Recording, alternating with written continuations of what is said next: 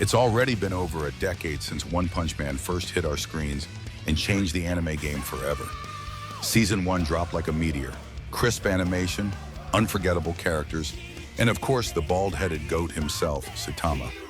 Fast forward 4 years to 2019, and we got Season 2, a bit of a mixed bag for some, but still packed with hype moments and new faces that expanded the world of heroes and monsters. And now here we are in 25. Season 3 is finally on the horizon, and if you're anything like me, the anticipation is real.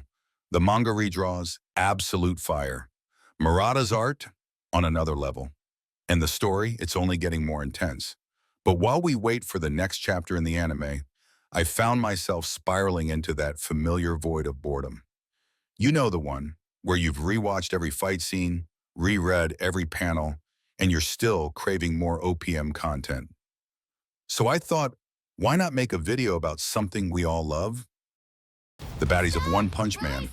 Yeah, you heard me, the queens, the icons, the characters who don't just fight hard, they look damn good doing it. From psychic powerhouses to villainous vixens, we're diving into the most stylish, most dangerous, and most unforgettable women in the OPM universe. Just a little side note though, this is from the anime seasons 1 and 2, manga excluded. Let's get into it.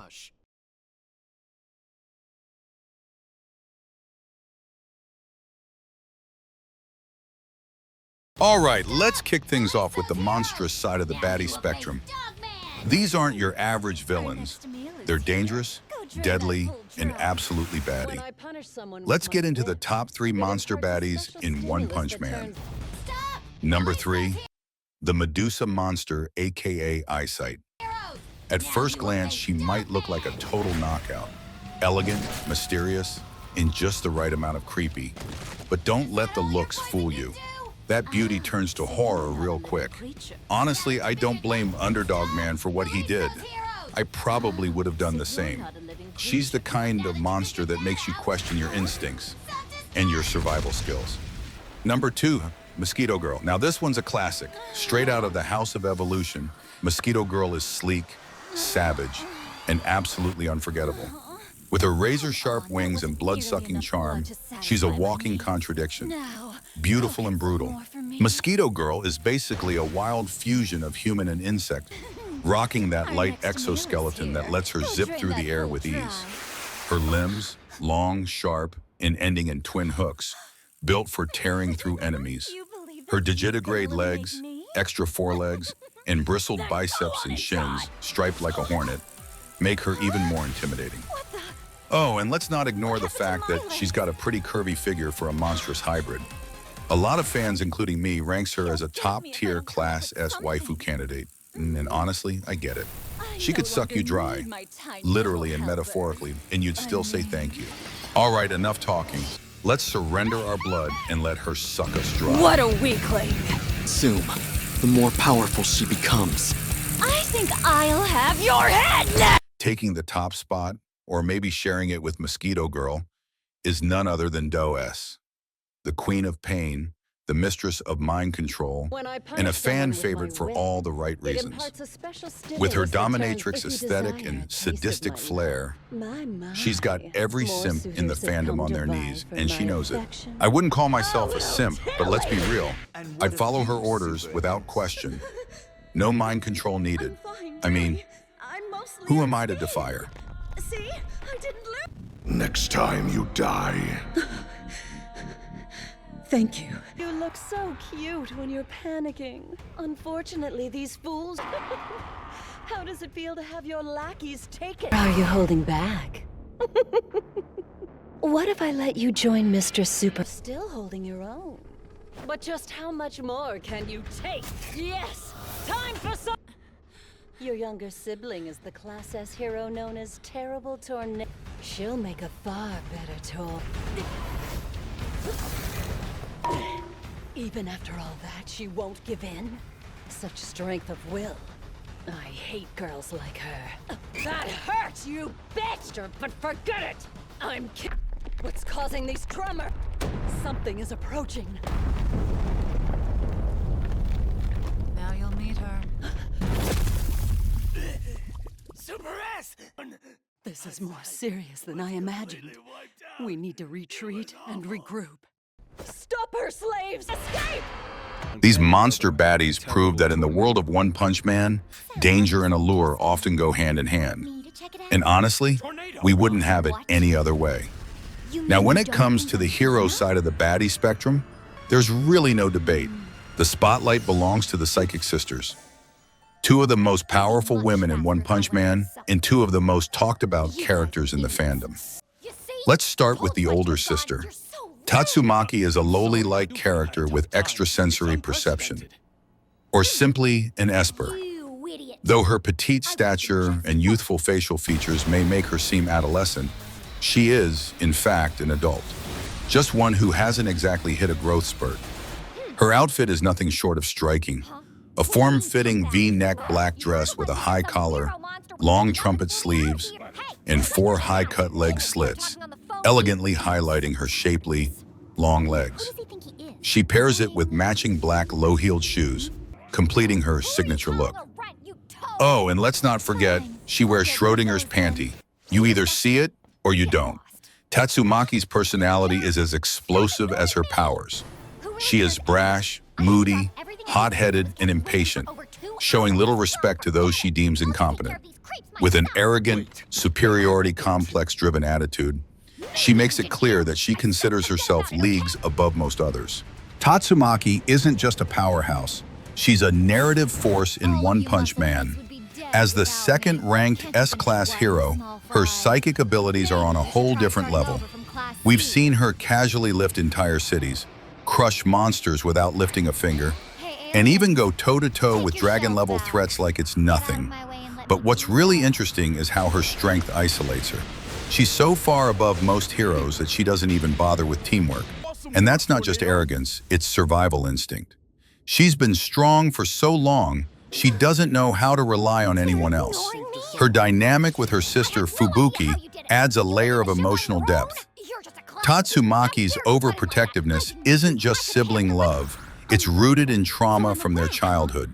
She's terrified of Fubuki getting hurt, which is why she constantly pushes her away from danger, even if it means being harsh.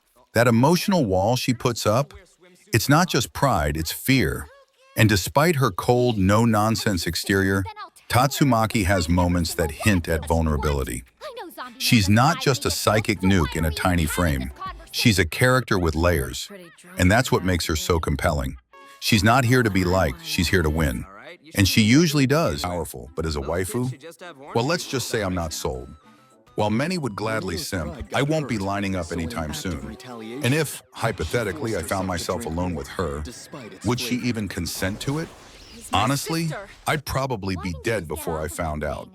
Regardless, enjoy her in all her majestic, chaotic glory. Why are you all standing around like a bunch of idiots when we're so obviously short-handed? I don't want to hear it! You especially, Flashy Flash. I thought you were supposed to be Class S, but useless morons. Don't worry about it. You can go on home now, Blizzard. I'll take care of cleaning up everything. Those men are my team! Don't attack them! And now we wrap up with one of the best, if not the best, baddie in One Punch Man, the one and only Fubuki. She's got the full package, curves, elegance, and confidence. With chin-length dark green hair styled into a sleek bob, and light green eyes shifting between jade and mint. A subtle pink lip gloss completes her look. But let's talk about her iconic fit. A royal green, form-fitting V-neck dress with a high collar, always paired with her signature white fur coat, thigh-high black-heeled boots, and layers of pearl necklaces. She's got a philosophy. Clothes define the man, and with her expensive taste, she definitely walks the talk. Personality-wise, Fubuki is cold, ambitious, and confident. She knows her strengths but understands her limits, keeping her moves smart and calculated. Her goal? To hold her ground as the top-ranked B-class hero. She even tried to recruit Saitama into the Blizzard group, and sadly that didn't work. Well, she's not above taking down threats herself. With the whole newbie crushing thing going on, she asserts dominance in her reign. Fubuki is a natural-born leader who commands respect and loyalty from her group. The Blizzard group isn't just some squad following orders.